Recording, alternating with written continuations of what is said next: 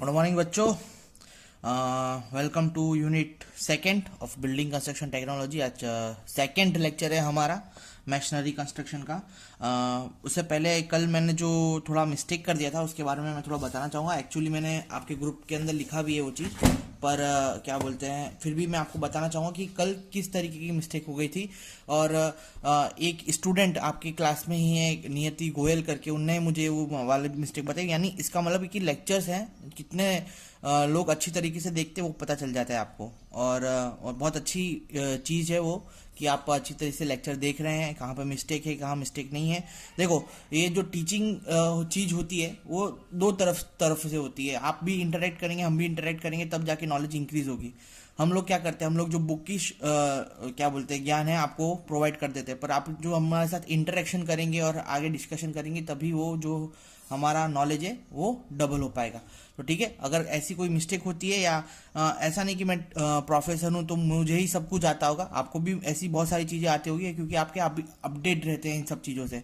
तो ऐसी आपको बहुत सारी चीज़ें आती होगी जो हमको नहीं आती होगी, तो आप हमको बता सकते हैं। तो इस तरीके से क्या आप अपनी नॉलेज इंक्रीज करते रहिए और आगे जो चीज होती है उसके बारे में और पढ़िए, नॉट ब्लाइंडली सब पे विश्वास कर लीजिए। ठीक है, मैं ऐसा नहीं बोला, मैं कोशिश पूरी ऐसी करता हूँ कि आपको पूरा का पूरा जो बुक के अंदर लिखा हुआ है वो पूरा का पूरा आपको एक्सप्लेन कर दूं। बट कभी कभी जैसे कि वो जो कल मैंने मिस्टेक करी थी वो बुक के अंदर की मिस्टेक थी। बुक के अंदर महाजन की अगर आप जाएंगे पहले एडिशन के अंदर तो उसके अंदर ही उस तरीके का जो चीज़ है वो देख के रखा है। तो मैं बताता हूँ वो मिस्टेक क्या थी। तो वो जो मिस्टेक थी कि ये मिल्ट्रेट क्लोजर और बिलेव्ड क्लोजर होता है, जो ये जो दोनों एक्सचेंज हो गए हैं, ये आएगा यहाँ पे और ये आएगा यहाँ पे। मतलब ये जो डायग्राम है वो किसका है, बिवेल्ड क्लोजर का है, और ये जो डायग्राम है ये किसका है, मिट्रेट क्लोजर का है। समझ में आया क्या फर्क है? अगर ईट को एक एंड के कोने से दूसरे बीच के मिडल, मतलब हाफ एंड तक काटा जाए, ठीक है, वो भी इस तरीके से, तो उसको अपन क्या बोलेंगे, मिट्रेट क्लोजर बोलेंगे। क्लियर है? और एक ईट को बीच में से काटा जाए कहां तक, लास्ट के कोने तक, तो उसको अपन क्या बोलेंगे, बिलेवेड क्लोजर। ठीक है, तो ये दो मिस्टेक थी कल जो मैंने करी थी। और एक और चीज थी मैं आपको बताना भूल गया था, एक होता है बैट और एक होता है क्लोजर। इन दोनों में क्या डिफरेंस है? तो बैट जो होता है हमारा वो होता है अगर आप कोई भी चीज को आप कोई भी ईंट को विथ से काटते हैं, यानी उसकी जो विथ है ये हो गई हमारी विथ, ठीक है, ये हमारी क्या हो गई, विथ हो गई। विथ से काटते हैं तो वो क्या होता है, वो होता है बैट। क्लियर है? उसको हम क्या बोलते हैं, बैट बोलते हैं। ठीक है, और अगर हम कोई भी ईंट को यहाँ से उसकी लेंथ से काटते हैं, इस लेंथ से काट रहे हैं, ठीक है, जैसे ये सारी की सारी आप देखोगे तो वो लेंथ से कट रही है ना, ये लेंथ से कट रही, तो उसको हम क्या बोलेंगे, क्लोजर बोलेंगे। ठीक है, ये तरीके का आपको ध्यान रखना है।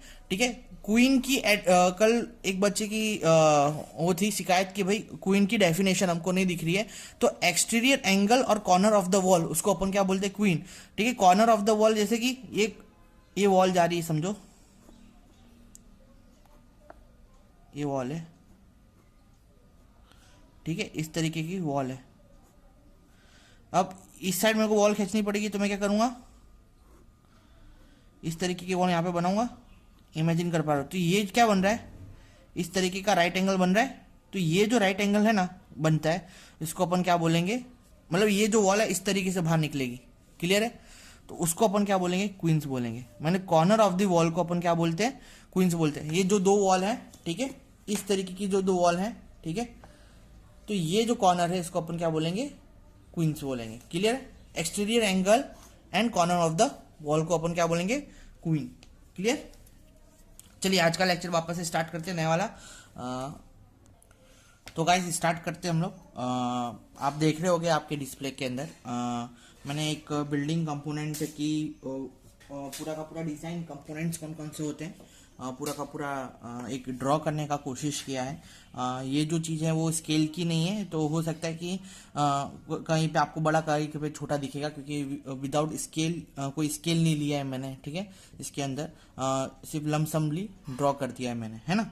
तो सबसे पहले हम देखते हैं कि नीचे सबसे पहले हमारा क्या आता है। तो हमारे को सबसे पहले क्या आता है, फाउंडेशन, जिसके बारे में हम लोग पढ़ चुके हैं। जो भी हमारा फाउंडेशन है वो हमारा क्या आएगा, सबसे पहले फाउंडेशन आएगा, ठीक है। उसके बाद क्या आएगा हमारा, उसके बाद आएगा प्लिंथ कोर्स आएगा, ठीक है।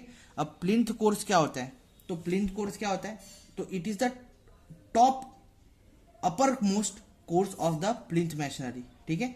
मतलब जो प्लिंथ मैशनरी होती है हमारी, उसका अपर मोस्ट कोर्स होता है, उसको अपन क्या बोलते हैं, प्लिंथ कोर्स बोलते हैं। यानी जो फ्लोर जब हमारा टाइल्स वाइल्स वगैरह सब लग जाएगा ना, तो जो अपर मोस्ट कोर्स होगा अपना, वो क्या होगा, प्लिंथ कोर्स होगा, ठीक है। उसके बाद क्या आता है, सील आता है, ठीक है। सील किसके लिए आता है, तो ये जो हमारी विंडो है या डोर है, उसके उसको सपोर्ट करने के लिए हमने एक यहाँ पे क्या बनाते हैं, सील बनाते हैं, ठीक है। जिससे जो हमारी विंडो और क्या बोलते हैं, जो विंडो हमारी डिस्प्लेस ना हो जाए, ठीक है। तो फिर उसके बाद क्या आता है, प्लिंथ कोर्स के बाद हमारे यहाँ पे आएगा सील आएगा, ठीक है। फिर उसके बाद क्या है, ये रिवेल एंड जेम क्या है, अगर आप देखेंगे यहाँ पे एक साइड में लेफ्ट साइड में रिवेल लिखा है और एक साइड में जेम्स लिखा है, ठीक है, जेम लिखा है। तो उसका मतलब क्या है, तो रिवेल क्या है कि वो क्या कर रहा है, जो हमारा खिड़की का भाग है वो एक्सपोज कर रहा है किसको, किसकी तरफ, हमारे एटमोस्फियर की तरफ, यानी बाहर की तरफ। तो वो जो बाहर की तरफ जो एक्सपोज हो रहा है वो भाग, उसको अपन क्या बोलते हैं, रिवेल। यानी और जो इनसाइड भाग है, फिनिशिंग भाग है किसका, विंडो का या डोर का, वो हमारा क्या हो गया, जेम हो गया। मतलब inside part of the window और door is known as jamb, clear है। और उसको भी जेम ही बोलते हैं, outside part of jamb is known as reveal. आप ऐसा भी इसको डिफाइन कर सकते हैं, ठीक है। इसका अगर परफेक्ट डेफिनेशन आपको दी जाए तो जेम की डेफिनेशन क्या होगी, तो vertical side of finishing opening, finished opening of door और विंडो और fireplace are known as jamb, clear है। And the reveal are exposed vertically surface left of the side of an opening after the door और window frame is fixed in the position, ठीक है, fixed in the position is known as reveal, clear है। उसके ऊपर क्या आएगा, lintel आएगा, ठीक है। अब ये जो लिंटर आ रहा है वो किसके लिए प्रोवाइड किया गया है, तो यहाँ पे एक सील प्रोवाइड की जाती है विंडो के ऊपर, कंक्रीट की या किसी भी चीज की, बीम की, स्टील की, तो जिससे क्या है, हमारा जो मैशनरी है वो नीचे ना खसक जाए, ठीक है। क्योंकि हमारी जो विंडो की फ्रेम होती है वो इतनी ताकतवर नहीं होती कि विंडो की मैशनरी की जो लोड है, इनपोज लोड है, वो डायरेक्टली ले पाए। इसलिए हम लोग यहाँ पे क्या बना देते हैं, एक सील बना देते हैं, जिससे जो हमारी मैशनरी वो नीचे ना खिसक पाए, क्लियर है। फिर आता है कोरबेल। कोरबेल आपने देखा होगा कि क्या होता है, कोरबेल है ना, एक स्ट्रक्चर होता है बाहर, आर्किटेक्चरल स्ट्रक्चर होता है, बाहर डिजाइन करते हैं अपने उसके क्या नाम है, दीवार के बाहर, एक्सटीरियर बाहर। आपने आप ज़्यादा यूएसए वगैरह में आपने अगर बिल्डिंग्स देखी होगी कोई भी सीरीज के अंदर, तो वहाँ पे कोरबेल, मैं आपको दिखाता हूँ, इसकी रियल इमेज दिखाता हूँ, तो आपको अंदाजा आएगा कोरबेल किसको बोलते हैं, ठीक है। फिर कोरबेल के ऊपर क्या आएगी, रोल्ड स्टील जॉइंट, मतलब कोरबेल को अच्छी तरीके से सपोर्ट करने के लिए एक हम लोग गडर लगाएंगे ऊपर, तो वो हमको RSJ के नाम से जाना जाता है, रोल्ड स्टील जॉइस्ट, सॉरी ये जॉइस्ट है, ठीक है, रोल्ड स्टील जॉइस्ट आएगा। फिर उसके ऊपर क्या आएगा, RCC का स्लैब आएगा, किससे कनेक्टेड होगा, वो स्ट्रिंग कोर्स से कनेक्टेड होगा, ठीक है। RCC का स्लैब किससे कनेक्ट होगा, स्ट्रिंग कोर्स से कनेक्ट होगा। फिर उसके ऊपर आएगा फ्राइज। अब फ्राइज क्या होता है कि आपने देखा होगा, ये भी एक आर्किटेक्चर, फ्राइज एंड कोर्निक, ये भी है आर्किटेक्चरल स्ट्रक्चर है। मैं आपको दिखाता हूँ इसकी रियल इमेज, तो आपको अच्छी तरीके से अंदाज आएगा।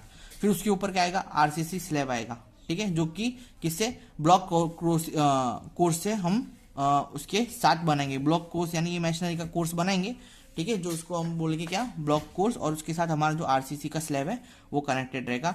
उसके ऊपर आ जाएगी पैरापेट वॉल, और उसके ऊपर आ जाएगी कोपिंग। कोपिंग क्या हेल्प करती है हमको, वेदरिंग से, वेदर बचाने से हेल्प करती है। पैरापेट वॉल का हम क्या मेन होता है कि भाई जो मतलब किसके लिए कंस्ट्रक्ट की जाती है, कि रूफ के लिए हम कंस्ट्रक्ट करी जाती है, या हम गाइड करने के लिए बच्चे गिर ना जाए, है ना, और एक टेरिटरी बन जाए हमारी, उसके लिए उसको हम पैरापेट वॉल को कंस्ट्रक्ट करते हैं, ठीक है। तो ये था अपना क्या बोलते हैं, बिल्डिंग कंपोनेंट का एक छोटा सा एग्जांपल मैंने इसके अंदर समाने की कोशिश करी है पूरी की पूरी। अगर पर आप जाएंगे अंदर जाके देखेंगे इसके महाजन या अतुल के, तो आपको इसकी डेफिनेशन, प्रॉपर डेफिनेशन इंग्लिश में आपको कहाँ पे मिल जाएगी, उसमें मिल जाएगी। अब मैं आपको इसकी सबकी एक रियल इमेज दिखा देता हूँ, ठीक है।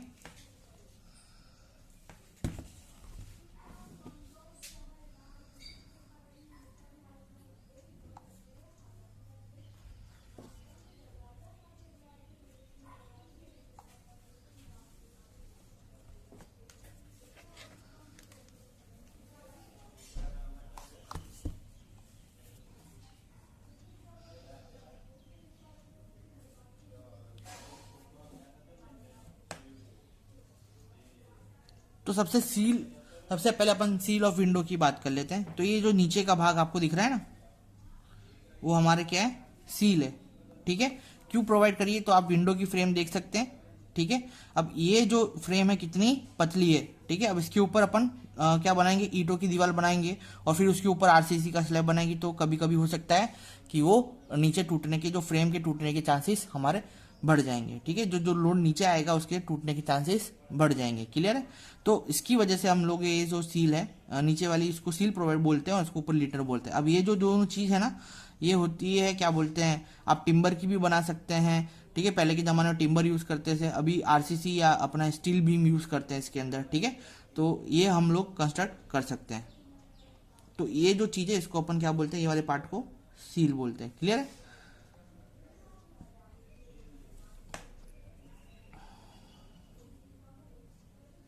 लिंटर देखो, आप यहाँ पे देख रहे होगे लिंटर। ठीक है, बहुत सही इमेज यहाँ पे बनाई है, 3D इमेज दी है यहाँ पे लिंटर की। ये देखो, ये मशीनरी बन रहा है। क्लियर है, यहाँ पे मेरे को विंडो बनानी है, सील मैंने मार दी। ठीक है, अब उसके ऊपर क्या करूंगा, मैं यहाँ पे लिंटर प्रोवाइड कर दूंगा। ये जो लिंटर प्रोवाइड किया इसने किसका प्रोवाइड किया, आरसीसी का, यानी रेनफोर्समेंट कंक्रीट सीमेंट का। इसने क्या प्रोवाइड किया, लिंटर प्रोवाइड करा है। तो इस तरीके से जो लिंटर है उसको हम मशीनरी के ऊपर लगाएंगे। क्यों, क्योंकि जितना भी लोड ऊपर से आएगा तो वो यहाँ पे डिस्ट्रीब्यूट हो जाए, डायरेक्ट किसके ऊपर ना गिरे, फ्रेम के ऊपर ना गिरे, अपने विंडो की। क्लियर, फिर मैं आपको बोला था कोरबेल। तो ये जो आपको बाहर स्ट्रक्चर दिख रहे हैं ना, वो हमारे होते हैं कोरबेल। इसकी एक प्रॉपर डिजाइन होती है, क्योंकि ये एक्स्ट्रा लोड कंसीडर करते हैं बाहर। ठीक है, ये कोरबेल बनाने का काम यानी बहुत माथा भारी काम है, ये छोटा मोटा काम नहीं है। क्योंकि ऐसे जो कोरबेल आप बाहर बनाते हैं तो आपके स्ट्रक्चर के ऊपर एक एक्स्ट्रा लोड लगता है, तो इसकी भी एक अलग से डिजाइन की जाती है। अगर आप मास्टर्स करते हैं स्ट्रक्चर्स के अंदर तो आपको पता चलेगा कि इसका एक पूरा एक सब्जेक्ट, एक क्या बोला, चैप्टर आता है कोरबेल का। तो आप पूरी पूरी इमेज देख सकते हो कोरबेल की। ये देखिए, ये है कोरबेल, है ना, ये सब कोरबेल है।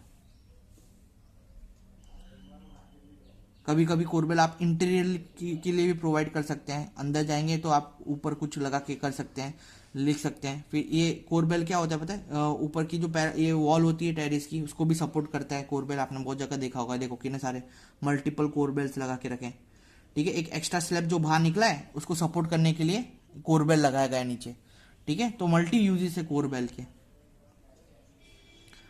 डिजाइनिंग के साथ हमारे को जो स्लैब सपोर्ट मिलता है बाहर का, एक्स्ट्रा स्लैब सपोर्ट, वो भी उसके लिए भी हमारा कोरबेल यूज होता है। ठीक है, मैं बता रहा था आपको, ये देखो इस तरीके की स्टील जो है, स्टील बीम वो प्रोवाइड करनी है, उसको अपन क्या बोलते हैं, RSJ।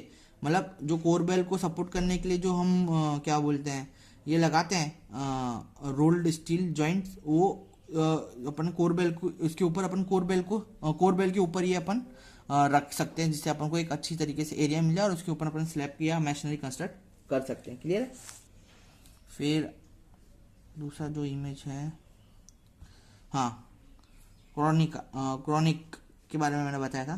क्रॉनिक क्या होता है, ये आपने देखा होगा, प्लास्टर ऑफ पेरिस से है ना, इस तरीके से डिजाइन बनाते हैं। ठीक है ना, ऐसे बाहर जो डिजाइन बनाते हैं ना, इसको अपन क्या बोलते हैं, क्रॉनिक बोलते हैं। ठीक है, इंग्लिश में, हिंदी में क्या बोलते हैं मुझे भी नहीं पता। इसको अपन क्रॉनिक बोलते हैं। प्लास्टर ऑफ पेरिस से ये डिजाइन पूरी की पूरी बनाते हैं, इसके लिए आर्किटेक्चर व्यू के लिए, है ना।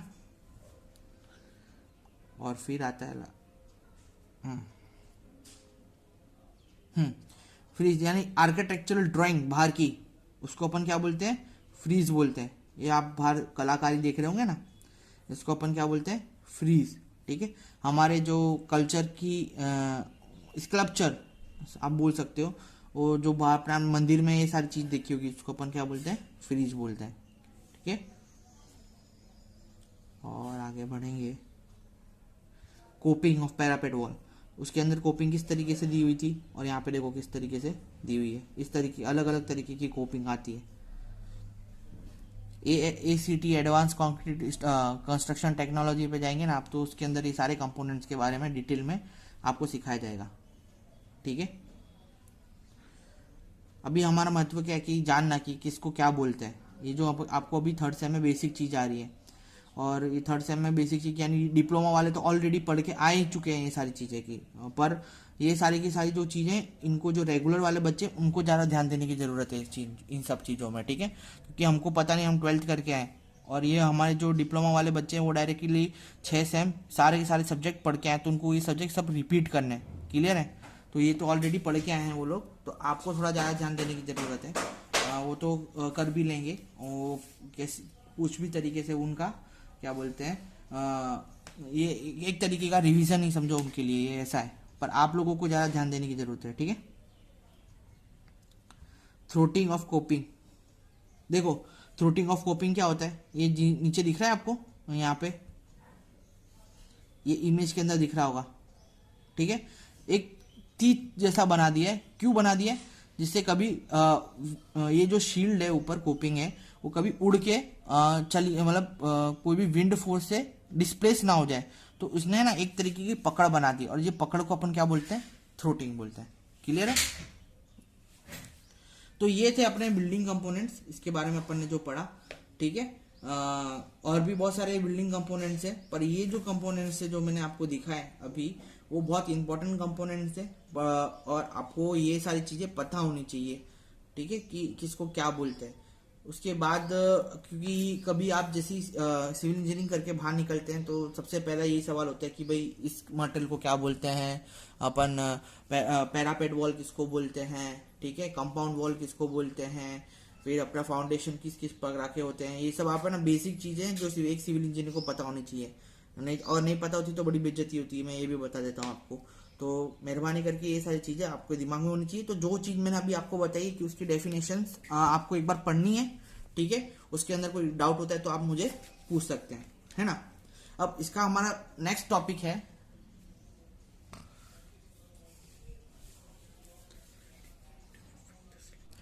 तो जो टॉपिक है हमारा वो है मटेरियल फॉर स्टोन मेशनरी। तो दो तरीके के मटेरियल जो हम यूज़ करते हैं स्टोन मेशनरी में, एक तो मोटार है और एक स्टोन है, ठीक है। मोटार की आज डेफिनेशन और इसके बारे में हम आज पढ़ लेंगे, और स्टोन और थोड़ा इसकी जो प्रॉपर्टीज है उसके बारे में हम कल डिस्कशन करेंगे, क्योंकि शायद मुझे लगता नहीं टाइम हमारे पास बचेगा, ठीक है।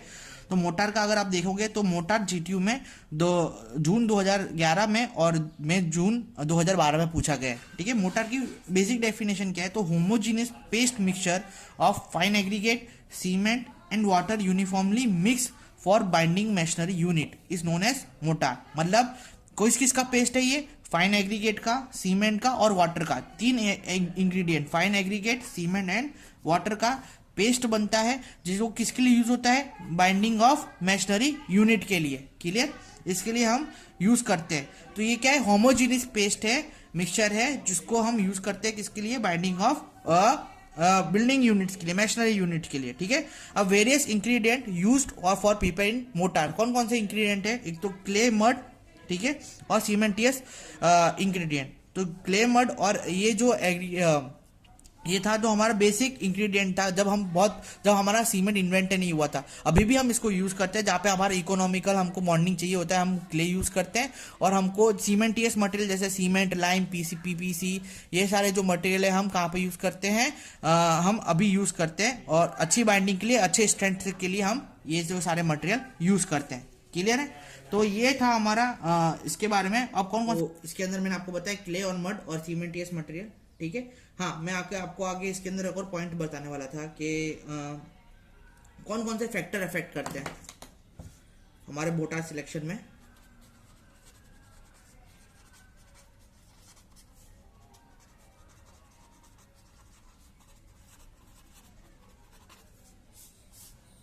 कौन कौन से फैक्टर अफेक्ट करते हैं भाई, तो ज़्यादा फैक्टर है, मतलब कौन सा टाइप की मशीनरी है, तो टाइप ऑफ मशीनरी, ठीक है। फिर सिचुएशन ऑफ यूज, कौन सी सिचुएशन पे यूज कर रहे हो, लोड इंटेंसिटी क्या है, ठीक है। फिर ड्यूरेबिलिटी रिक्वायरमेंट कितनी है,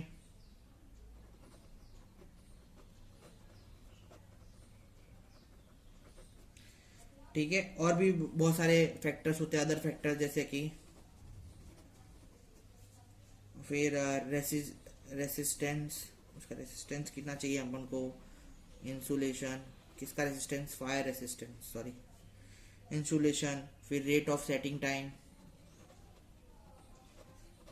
ये सब देख के अपन क्या करते हैं, फैक्टर अपना जो मोटर है वो चॉइस करते हैं। ठीक है, लाइन मोटर जो होता है उसके अंदर दो मोटर हम यूज करते हैं, एक होता है हाइड्रोलिक एंड एक होता है सेमी हाइड्रोलिक। ठीक है, ये दोनों जो प्रॉपर्टी होती है, इन दोनों की प्रॉपर्टी अलग अलग प्रॉपर्टी होती है, इनका नाम ही है हाइड्रोलिक। यानी जो आप क्लास ए वाला लाइन यूज करेंगे उसको अपन क्या बोलेंगे, हाइड्रोलिक बोलेंगे। क्लास बी वाला लाइन को अपन क्या बोलेंगे, सेमी हाइड्रोलिक बोलेंगे। ये जो क्लास है वो कहाँ से डिफाइन करा है, IS कोड 1973। अगर हम वहां पे जाके पढ़ेंगे तो आपको लाइन्स की प्रॉपर्टी पता चलेगा, उसको क्लासेस में डिवाइड किया गया है। ठीक है, उसकी स्ट्रेंथ के बेस पे। तो हाइड्रोलिक और सेमी हाइड्रोलिक जो लाइन है हम उसको यूज करते हैं। ठीक है, और फैट लाइन को भी अपन यूज कर सकते हैं। फैट लाइन भी एक तरीके की प्रॉपर्टी है किसकी, हमारे लाइन की, उसको भी हम यूज कर सकते हैं। पर उसको वो तभी नेसेसरी होता है जब अपन उसको, जब हम पोजोलोना या बर्न्ड क्ले यूज कर रहे हो। ठीक है, सेकेंड जो हमारा पॉइंट है, मड मोटार हम ज्यादातर किसमें यूज करते हैं, स्टोन मेशनरी में यूज करते हैं मड मोटार। पर उसका जो सैंड कंटेंट होता है वो लेस देन नहीं होना चाहिए, sand content should not be less than 35%। Clear है, और उसका जो प्लास्टिक इंडेक्स है कितना होना चाहिए, 8 से 10 जितना होना चाहिए। ठीक है, और अगर हम क्ले यूज कर रहे हैं, वो ये जो 8 to 10 है वो किसके लिए, वो क्ले सॉइल के लिए, क्लेड सॉइल होता है उसके लिए। और 6 से 10 किसके लिए होना चाहिए, सिल्टी सॉइल के लिए। क्लियर है, तो ये है ना, आज हमने पढ़ा हमारे मटेरियल ऑफ मोटार के अंदर, इसके सिर्फ हमने अभी तक डेफिनेशन पढ़ी है। आगे इसके बहुत सारे स्टेप हैं मोटार के, वो हम कल देखेंगे।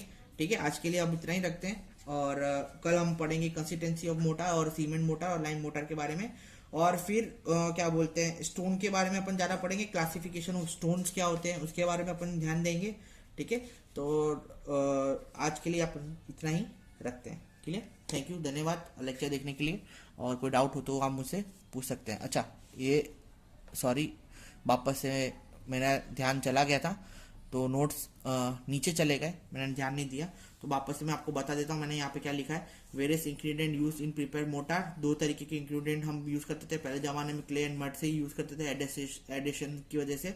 ठीक है, और अभी हम कौन से यूज कर रहे हैं, सीमेंटियस इंग्रेडिएंट यूज कर रहे हैं। कौन कौन से, सीमेंट हो गया, लाइम हो गया, PPC हो गया। क्लियर है, फिर अभी कौन कौन से फैक्टर अफेक्ट करते हैं सिलेक्शन ऑफ मोटार में, तो टाइप ऑफ मशीनरी कौन सी है, सिचुएशन ऑफ यूज कौन सा है, लोड इंटेंसिटी कौन सी है, ड्यूरेबिलिटी रिक्वायरमेंट कौन सी है, अदर फैक्टर कौन कौन से हैं जो हमको जो यूज करने में आते हैं, जैसे फायर रेजिस्टेंस है, इंसुलेशन हो गया, रेट सेटिंग टाइम हो गया, ये सब है ना अदर फैक्टर्स हैं जिसके बेस के ऊपर हम मोटार सिलेक्ट करते हैं। ठीक है, दो तरीके के मोटार होते हैं, line motor and mud motor. Line motor क्या होता है, हाइड्रोलिक और सेमी हाइड्रोलिक होता है। वो आप अगर IAS कोड में जाएंगे तो आपको इसके हिसाब से क्लास पता चल जाएगी कि भाई क्लास किस तरीके से डिफाइन करी गई है। हाइड्रोलिक मोटर यानी ज्यादा स्ट्रेंथ वाला होगा, सेमी हाइड्रोलिक यानी उसकी थोड़ी कम स्ट्रेंथ होगी।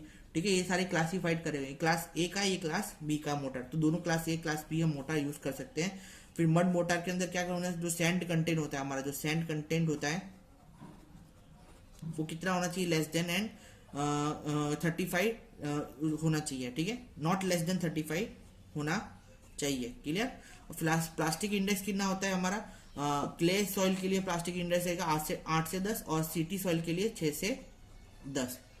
क्लियर, इतना मैंने पढ़ाया है और इतना रखा है, और अगर इसके अंदर भी कोई डाउट है तो आप मुझे आगे पूछ सकते हैं, और कल हम वापस से मिलते हैं।